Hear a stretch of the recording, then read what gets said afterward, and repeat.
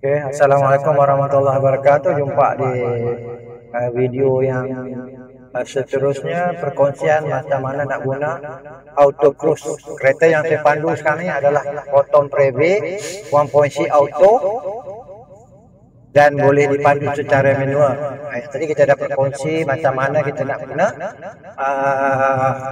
manual semasa pemanduan auto. Okey, yang kedua ni kita nak buat perkongsian pasal penggunaan auto cruise. Maksudnya kita tak payah tekan minyak, kereta tu berjalan sendiri. Apa yang kita kena perlu tahu, pertama sekali switch lah. Dekat switch auto cruise ni di belah kanan ni. Belah kanan ni dia ada satu switch. Bawah pada signal punya switch ni dia ada satu switch untuk auto cruise. Dekat situ dia ada ujung dia ada button. Okey, macam mana kita nak tahu dia on ke tidak? Bila kita tekan button auto cruise ni, dekat meter dia menyala warna orange. Macam mana kita nak tentukan menggunakan auto cruise ni? Okey, macam ni. Cara dia, kita drive, setkan kelajuan. Contoh kita nak pada kelajuan 60. So macam mana kita nak aktifkan auto cruise? Kita tarik switch auto cruise ni ke bawah. So dia bertukar hijau, nampak? Ingat? Dia bertukar hijau. Bila bertukar hijau maksudnya kereta tu pandu sendiri, tengok kaki.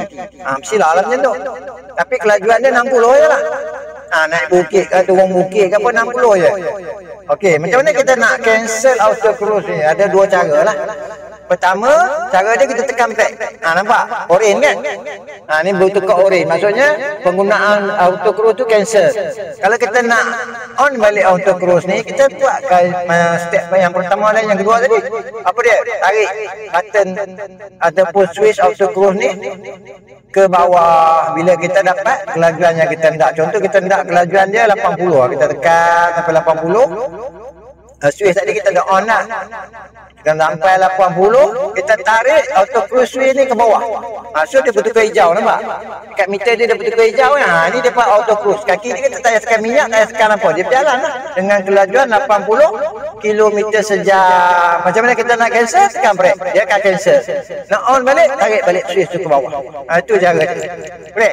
Kalau kita nak cancel dekat switch pun boleh. Tapi yang senangnya kita tekan brake je lah. Dia akan cancel lah. Okay, kita pun tengok kelajuan dekat depan. Ni kelajuan 80 auto cruise. Nampak? Standard je laju dia kan.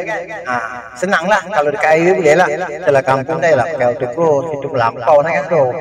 Okey, kita dah selesai penerangan penggunaan auto cruise Proton Preve 1.C auto turbo. Sekian, terima kasih.